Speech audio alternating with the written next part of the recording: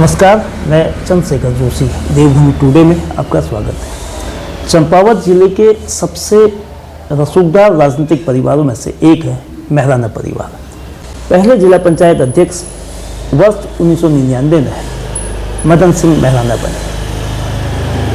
वर्तमान में चंपावत विधानसभा सीट का प्रतिनिधित्व मुख्यमंत्री पुष्कर सिंह धामी करते हैं।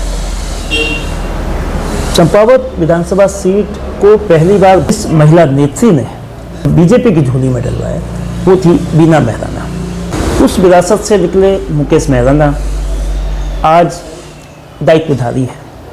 1999 में मुकेश मेहराना के चाचा पहले जिला पंचायत अध्यक्ष बने और उनकी चाची भारतीय जनता पार्टी की जो पहली निर्वाचित सरकार थी, भुवन चंद्र खंडूरी साहब जिनके मुख्यमंत्री थे, उस मंत्रिमंडल की पहली मंत्री भारतीय जनता पार्टी की ओर से बीना मेहराना रही। मुकेश मेहराना निर्विरोध जिला पंचायत सदस्य बनने वाले पहले नेता थे। उनकी पत्नी भी 2008 में ब्लॉक प्रमुख रही और वर्तमान में वे दूसरी बार जिला पंचायत की सदस्य हैं।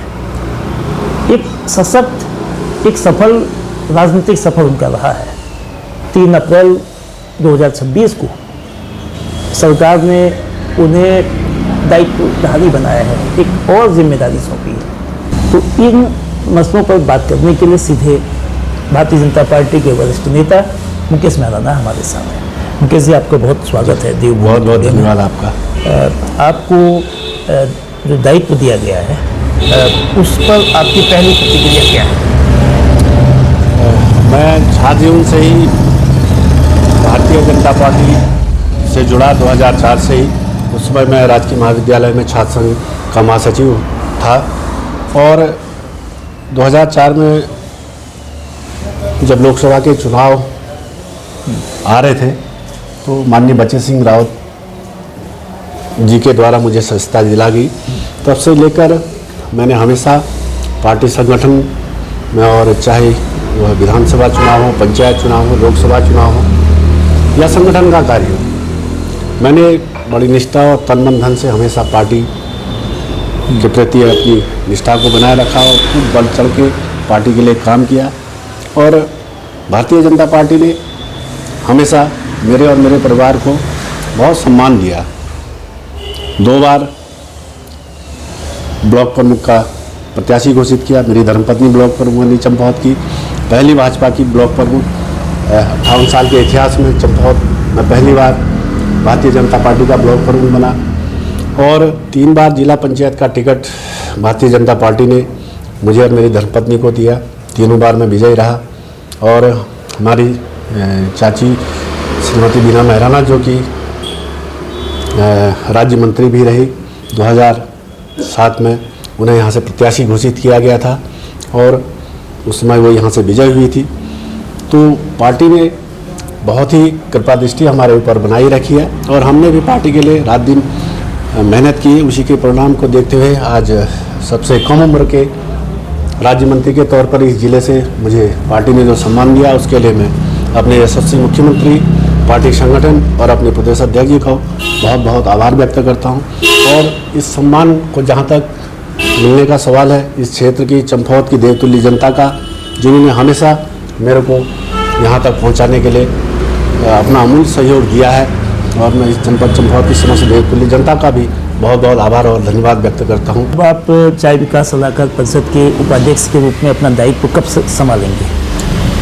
अभी तो उसके बारे में कोई विचार नहीं किया, क्योंकि 2 दिन से हमारा पार्टी संगठन का जो वर्ग चला था उसमें मैं गया था कल और आज। और कल 6 अप्रैल हमारा पार्टी स्थापना दिवस है। उसके बाद आगे की देखता हूँ कि क्या स्थितियाँ हैं। आपका जो मेहराना परिवार है राजनीतिक रूप से बहुत ही सशक्त परिवार रहा है चंपावत जिले में। जो दायित्वधारी बनाए गए थे पिछले साल तक 55 दायित्वधारी प्रदेश में थे, लेकिन आपको क्या ऐसा लगता है कि आपको जितना जल्दी दिया जाना चाहिए था उतना समय दिया? अब आपको इस वाली जो 8 लोगों की जो जिम्मेदारी मिली है उसमें आपको दिया है, तो क्या इस पर आप क्या सोचते हैं? ये तो हमारा पार्टी संगठन और प्रदेश नेतृत्व तय करता है कि किस व्यक्ति को किस समय दायित्व दिया जाएगा।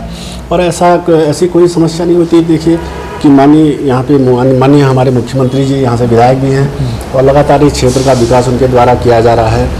और हमारी सरकार में जो अभी पद दायित्व मिले हैं, ये चुनाव से ऐसा कोई संबंधित ऐसा कुछ नहीं होता, लेकिन हमारी पार्टी में तो जब भी एक सामूहिक निर्णय होता है कि किस व्यक्ति को किस समाज में किस स्थान पर दायित्व देना है, चाहे वो दायित्व का मामला हो या अदरवाइज और पार्टी के संगठन का कार्य हो, तो इस में किसी प्रकार की कोई चुनावी से संबंधित या वो किसी को संतुष्ट करना ऐसा कोई मामला नहीं होता है।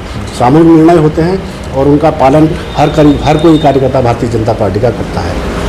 चाय को लेकर जो न केवल चंपावत जिले की तो चाय की अपनी खूबी है ही, चंपावत के अलावा उत्तराखंड के 8 जिले, कुमाऊं में उधम सिंह नगर को छोड़ के सभी जिले, बागेश्वर, पिथौरागढ़, अल्मोड़ा, चंपावत तो है, और रुद्रप्रयाग से लेकर पौड़ी और चमोली, गढ़वाल में, तो इन 8 जिलों में जो चाय की पैदावार होती है, तो इस चाय के विकास के लिए, इस चाय की पैदावार बढ़े, चाय से रोज़गार भी मिलता है और रोज़गार खासतौर पर महिलाओं को मिलता है, तो इसको कैसे और बेहतर किया जाए, इसके लिए आप जब दायित्व संभालेंगे तो क्या आप कोई रोड मैप, आपने कोई प्लानिंग की है?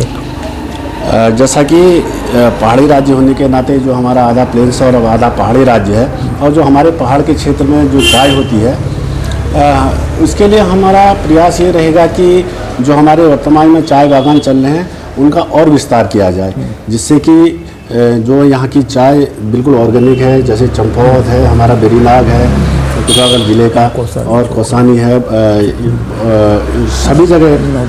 हाँ, ये तो इसे जो हमारी ये चाय है बिल्कुल बहुत ऑर्गेनिक है, और इसको हमारा प्रयास रहेगा कि इनके बागानों को और बड़ा करके और बढ़ाया जाए, जिससे कि जो हमारी चाय है इसको एक वैश्विक स्तर पर पहचान मिले, जिससे कि हमारी सरकार की भी आमदनी हो और हमारी महिलाएं जो रात दिन इनमें लगी रहती हैं, कार्य करती हैं, तो उनको भी रोज़गार मिले, यही हमारा प्रयास रहेगा।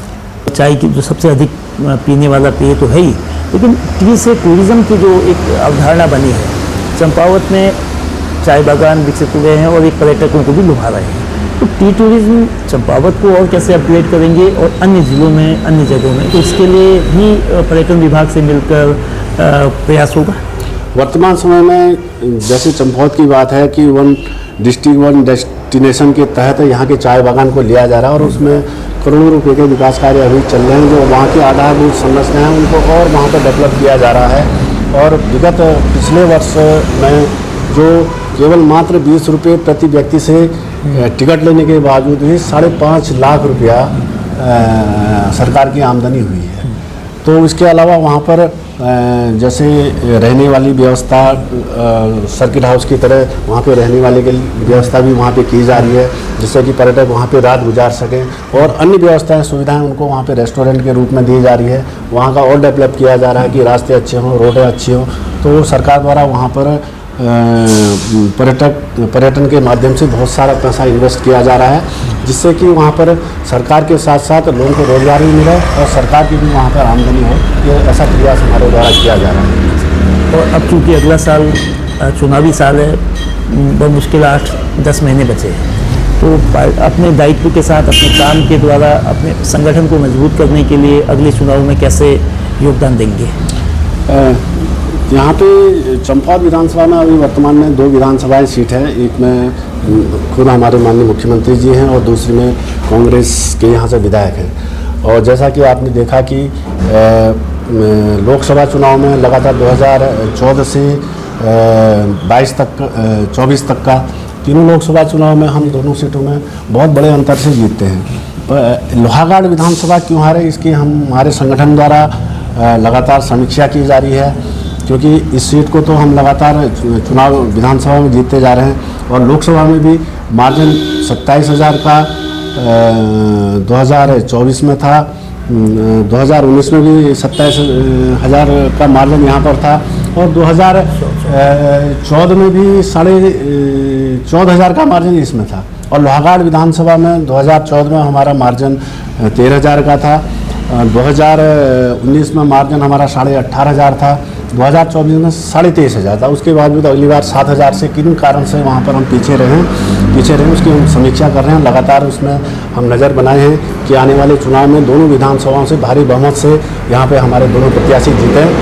ऐसा हमारे द्वारा यहाँ पर संगठन के माध्यम से मॉनिटरिंग लगातार की जा रही है और निश्चित तौर पे आने वाले अगले साल के विधानसभा चुनाव में दोनों विधानसभाओं से भारतीय जनता पार्टी का प्रत्याशी निश्चित तौर पे विजय होगा और पूरे प्रदेश में भारतीय जनता पार्टी की एक लहर है।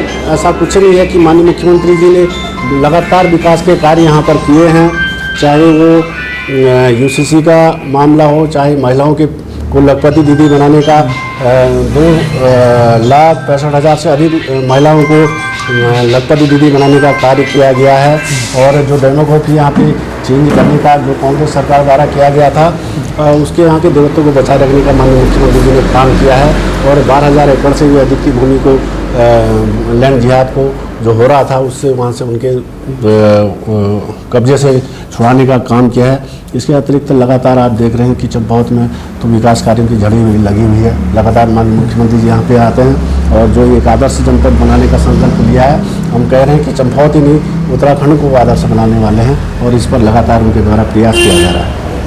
बहुत धन्यवाद मुकेश जी। तो मुकेश जी के बारे में कहा जाता है कि ज़मीनी नेता है, व्यापक आधार है, ग्रामीण क्षेत्र में उनकी मजबूत पकड़ है। पार्टी उनके क्षमता को अगले चुनाव में भी उपयोग में लाना चाहेगी और संगठन के जरिए अधिक से अधिक तो मजबूती पार्टी को मिले। साथ ही जो उनको जिम्मेदारी दी गई है, चाहे विकास सलाहकार परिषद के उपाध्यक्ष के रूप में, चाहे के जरिए वो रोजगार और चाहे उत्पादन में बढ़ोतरी कर क्षेत्र जो पूरे उत्तराखंड के पर्वतीय क्षेत्र हैं चंपावत सहित, उसमें वो आजीविका और पर्यटकों के लिए एक नए किस्म का पर्यटन पैदा करने की कोशिश की जाएगी। क्या इन दोनों मामलों पर जो उम्मीदें पार्टी ने लगाई हैं, सरकार ने लगाई हैं, वो कितना सफल होते हैं आने वाले वक्त में इसका पता चलेगा। बहुत धन्यवाद।